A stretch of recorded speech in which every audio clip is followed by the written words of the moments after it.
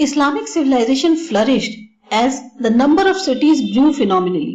अब Islamic civilisation वो भी फ्लरिश फल फूलने लग गया था क्योंकि बहुत ज्यादा अब जो शहर थे वो बसने शुरू हो गए थे. Many new cities were founded mainly to settle Arab soldiers who formed the backbone of the local administration.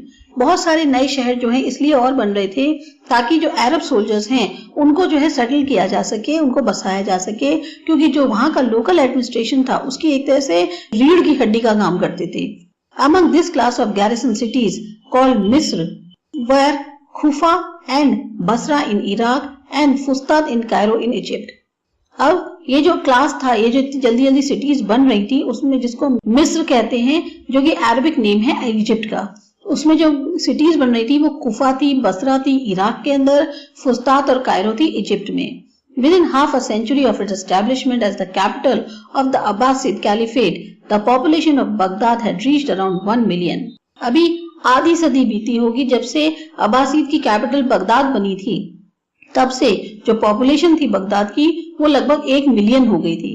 Alongside these cities were older towns such as Damascus, Isfahan and Samarkand, which received a new lease of life. अब इन शहर क्या कहते हैं नई cities बस रही थी, इनके साथ पुराने शहर भी थे जैसे कि डमास्कस हो गया, इस्फहान हो गया, समरकंद हो गया. अब इनको भी जो है एक तरह से नई जिंदगी मिल रही थी. Their size and population surged, supported by expansion in the production of food grains and raw materials such as cotton and sugar for urban manufacturers.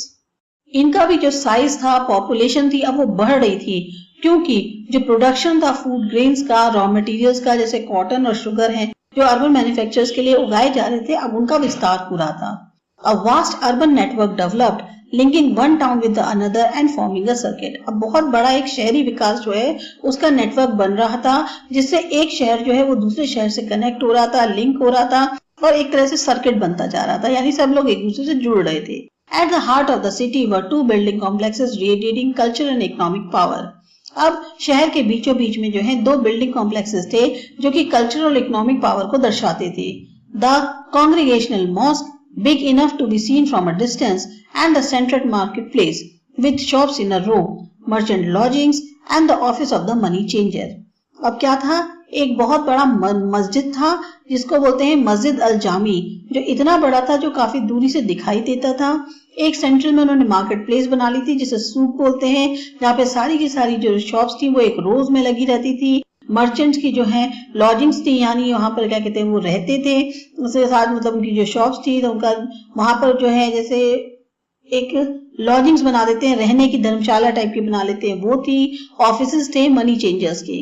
The cities were homes to the administrators and scholars and merchants who lived close to the center. ये तो एक तरह से शहर जो है घर बनते जा रहे थे उन एडमिनिस्ट्रेटर्स के, स्कॉलर्स के और मर्चेंट्स के जो इस सेंटर के पास रहते थे. Ordinary citizens and soldiers had their living quarters in outer circle, each fitted by its own mosque, church or synagogue, subsidiary market and a public bath, an important meeting place. बाकी जो ordinary citizens थे या soldiers थे उनके जो रहने के घर थे वो सर्कल के थोड़े बाहर थे, जिसमें हर एक के पास अपना एक मॉस्क था, चर्च थे, साइनगोग थे यानी ज्यूइश टेम्पल थे, उनके अपने छोटे छोटे मार्केट्स थे और एक पब्लिक बाथ था यानी हम्माम था, और साथ ही साथ एक इम्पोर्टेंट मीटिंग प्लेस भी थी.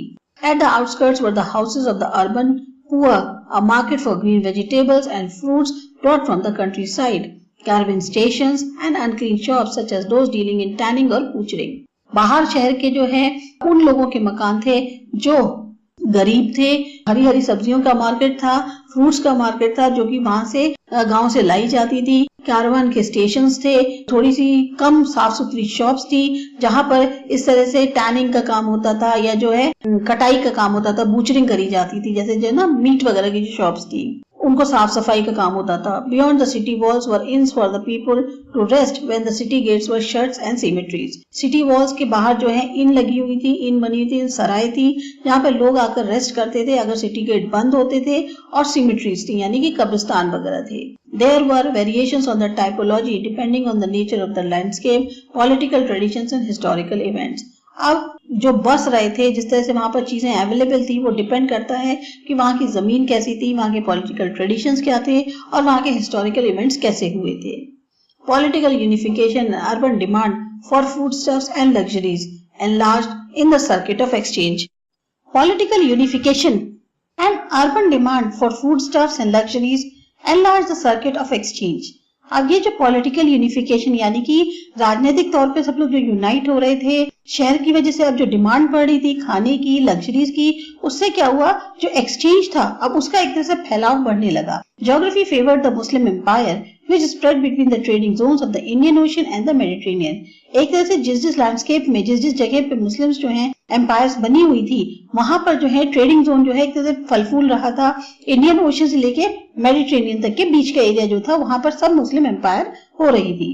For 5 centuries, Arabs and Iranian traders monopolized the maritime trade between China, India and Europe. 5 दशकों तक कह सकते हैं कि जो अरब्स थे और जो ईरान के ट्रेडर्स थे उनकी एक तरह से मोनोपोली चल रही थी, उन्हीं का ही दबदबा चल रहा था. जो सी ट्रेडिंग होती है, सी जगह से जो ट्रेडिंग करी जाती है चाइना, इंडिया और यूरोप के बीच में. This trade pass through 2 major routes, namely the Red Sea and the Persian Gulf. अब ये जो ट्रेड था ये पास होता था 2 मेजर रूट से, रेड सी से और पर्शियन गल्फ से. High value goods suitable for long distance trade such as spices, textiles, porcelain and gunpowder were shipped from India and China to the Red Sea ports of Aden and Adab and the Gulf ports of Siraf and Basra. अब जिनकी values बहुत ज्यादा होती थी, जो goods होते थे जो काफी लंबे डिस्टेंस तक ले जाए जा सकते थे, जैसे मसाले हो गए, टेक्सटाइल कपड़ा हो गया, पोर्सलिन जैसे इसकी डिश बनती हैं, या गन पाउडर, इनको जो है इंडिया और चाइना से शिप किया जाता था, मतलब वहां से लोड किया जाता था और फिर इनको जो है रेड सी के पोर्ट्स पे ले जाते थे, एडन और एडियाब के, और एक और था गल्फ पोर्ट्स पे जो सिराफ और बसरा में थे.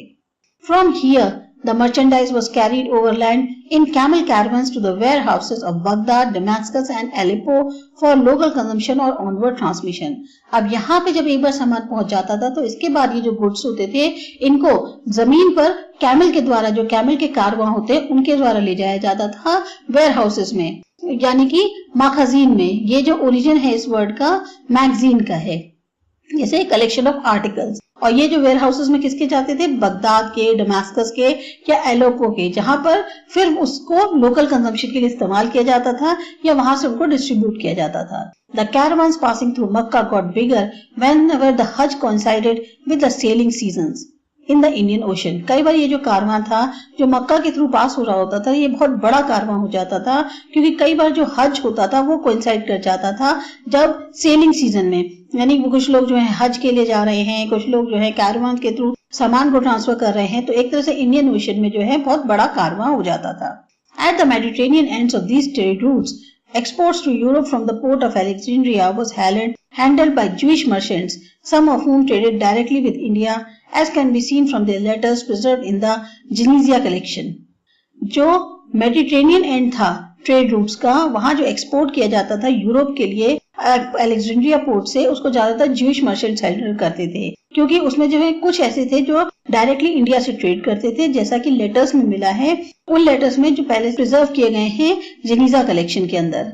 However, from the 10th century, the Red Sea route gained greater importance due to the rise of Cairo as a center of commerce and power and growing demand for the eastern goods from the trading cities of Italy. पर 10th century तक आते आते ये जो red सी root था अब इसकी importance बढ़ने लग गई थी, क्योंकि एक तो कायरो शहर जो था वो मेन सेंटर बन गया था कॉमर्स का और पावर का, साथ ही साथ जो है ईस्टर्न रूट्स की डिमांड बढ़ती जा रही थी. जो इटली से ट्रेडिंग सिटीज थी इटली की, वहां से अब जो ईस्टर्न रूट्स थे उनकी डिमांड बढ़ रही थी. Paper, Janiza records and history. In the central Islamic lands, written works were widely circulated after the introduction of paper. जो सेंट्रल इस्लामिक लैंड्स थी वहां पर जो रिटन वर्क था यानी लिखावट के द्वारा जो किया हुआ काम था वो बहुत ज्यादा सर्कुलेट किया गया जब पेपर इंट्रोड्यूस हो गया था. Paper made from linen came from China, where the manufacturing process was closely guarded secret. अब ये जो पेपर है ये लिनन से बना हुआ होता था और ये चाइना से आता था, और इसका जो मैन्युफैक्चरिंग प्रोसेस था वो बहुत ज्यादा सीक्रेट रखा गया था. In 751, Muslim governor of Samarkand took 20,000 Chinese invaders as prisoners, some of whom were good at making paper. 751 में क्या हुआ, जो मुस्लिम गवर्नर थे समरकंद के, उन्होंने लगभग 20,000 चाइनीज लोगों को जो है एक तरह से प्रिजनर बना लिया, जिसमें से कुछ जो है बहुत अच्छे थे पेपर बनाने में. For the next 100 years, Samarkand paper remained an important export item. और फिर अगले 100 सालों तक समरकंद में जो पेपर बनाया जा रहा था वो एक बहुत important export item बन गया था. Since Islam prohibited monopolies, paper began to be manufactured in the rest of the Islamic world. अब जहां इस्लाम जो है इस बात पे मना करता है कि कोई भी एक इंसान जो है उसकी एकदम से जैसे बहुत ज्यादा मोनोपोली नहीं होगी, तो इस वजह से कि जैसे एक ही कंट्री है वही पेपर बेचे जा रहा है, ऐसा नहीं होगा। इस वजह से जो पेपर था अब वो जो है और बाकी इस्लामिक वर्ल्ड में भी बनने लग गया था। By the middle of the 10th century, it had made it more or less replaced papyrus, the writing material made from the inner stem of a plant that grew freely in the Nile Valley. Middle में आते आते 10th century के अब तक जो papyrus था उसको replace कर दिया गया था, और ये जो राइटिंग मटेरियल था ये एक प्लांट जो कि बिल्कुल आसानी से नाइल वैली के किनारे उगता था, उसकी जो अंदर की स्टेम है उस पे बनाया जाना शुरू हो गया। Demand for paper increased, and Abd al-Latif, a doctor from Baghdad and a resident of Egypt between 1193 and 1207, reported how Egyptian peasants robbed graves to obtain mummy wrappings made of linen to sell to the paper factories. एक जो जैसे जैसे paper की demand बढ़ रही थी, तो जो अब्द अल-लतीफ हैं, जो एक डॉक्टर थे बगदाद से, उन्होंने जो है, और वो रेजिडेंट भी थे इजिप्ट के, 1193 से 1207 के बीच की बात है, उन्होंने बताया कि किस तरह से जो इजिप्शियन लोग थे वो जो कब्र होती हैं अब उनको जो है उसमें से चुराते थे। क्या चुरा रहे थे? जो मम्मी होती थी वो जिस कपड़े में लिपटी हुई होती थी उस कपड़े को चुरा कर बेचते थे पेपर फैक्ट्रीज को। Paper also facilitated the writing of commercial and personal documents of all kinds. Paper से जो है क्या हुआ, जितनी भी कमर्शियल और पर्सनल डॉक्यूमेंट्स थे अब हर कोई जो है उस पर लिखने लगा था। In 1896, a huge collection of medieval Jewish documents was discovered in a sealed room of the Ben Ezra synagogue in Futstet. 1896 में एक बहुत बड़ा कलेक्शन मिडिवल जो ज्यूइश डॉक्यूमेंट्स थे उनका मिला, जो कि एक बंद कमरे में था, सील्ड रूम में था, जिसको कि जेनिजा प्रोनाउंस गैनिजा बोलते हैं। उस रूम में था बेन एजरा के, जो कि एक ज्यूइश टेम्पल है साइनोग में, फुस्तात में। The documents have been preserved thanks to the Jewish practice of not destroying any piece of writing that contain the name of God.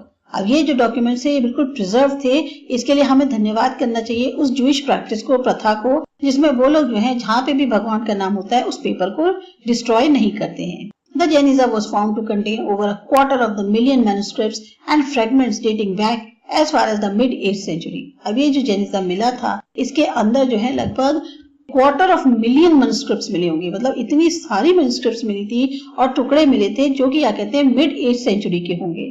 Most of the material dated from the 10th to the 13th centuries, that is from the Fatimid, Ayyubid and early Mamluk periods। अब ये जो क्या कहते हैं material था ये कब से कब तक का था? लगभग 10th से 13th सेंचुरी के बीच की बात होगी। तब फातिमिद थी, आयुबिद आए होंगे, या अर्ली ममलुक पीरियड जो रहा उसके डॉक्यूमेंट्स थे। These included personal letters between merchants, families and friends, contracts, promise of dowry, sale documents, laundry lists and other trivia। अब इसके अंदर जो जो चीजें शामिल थी वो क्या थे? लेटर्स थे जो मर्चेंट्स लिखते हैं, फैमिली और फ्रेंड्स के बीच के लेटर्स थे, कॉन्ट्रैक्ट्स होंगे, जो डॉरी प्रॉमिस करी गई उसके बारे में लिखा था, सेल के डॉक्यूमेंट्स थे, लॉन्ड्री के लिए जो लिस्ट बनाई जाती है वो थी, और भी बाकी सारे रिटन मटेरियल था। Most of these documents were written in the Judeo-Arabic, a version of Arabic written in Hebrew characters that was commonly used by the Jewish communities throughout the medieval Mediterranean। इसमें जो भी documents थे वो ज्यादातर जूडायो-अरबिक भाषा में लिखे थे। एक ऐसी भाषा, एक वर्जन है अरबिक का जो कि हिब्रू कैरेक्टर्स में लिखा जाता है, और इसको ज्यादातर जो है ज्यूइश कम्युनिटी इस्तेमाल करती थी पूरे मिडिवल मेडिटेरेनियन के अंदर। The Geniza documents provide rich insights into personal and economic experiences as also into the Mediterranean and Islamic culture। अब ये जो जेनिजा डॉक्यूमेंट्स मिले हैं ये इनसे हमें बहुत अच्छा एक रिसोर्स मिल गया कि जिससे हम लोगों के उस टाइम पे जो पर्सनल और इकोनॉमिक एक्सपीरियंसेस थे, आर्थिक और जो अपने पर्सनल तौर पे जो एक्सपीरियंस हुए होंगे मेडिटेरेनियन और इस्लामिक कल्चर में, उसके बारे में भी जानकारी हासिल हुई। The documents also suggest that the business skills and the commercial techniques of merchants of the medieval Islamic world were more advanced than those of the European counterparts। In document से ये भी पता चलता है कि जो उस समय की बिजनेस स्किल्स होंगी या जो कमर्शियल टेक्निक्स इस्तेमाल करते होंगे मर्चेंट्स लोग जो हैं मिडिवल इस्लामिक वर्ल्ड के, वो कहीं ज्यादा एडवांस थी यूरोपियन काउंटरपार्ट्स के हिसाब से। Goitian wrote a multi-volume history of the Mediterranean from Geniza records, and Amitav Ghosh was inspired by the Geniza letter to tell the story of an Indian slave in his book In an Antique Land। अब गोइटन जो थे उन्होंने जो है एक multi volume history लिखी Mediterranean के बारे में, जो कि जेनीजिया रिकॉर्ड से मिली है। साथ ही साथ अमिताभ घोष जो थे उन्होंने भी इसी जेनीजिया लेटर से इंस्पायर होकर एक स्टोरी लिखी इंडियन स्लेव की अपनी book in an antique land में।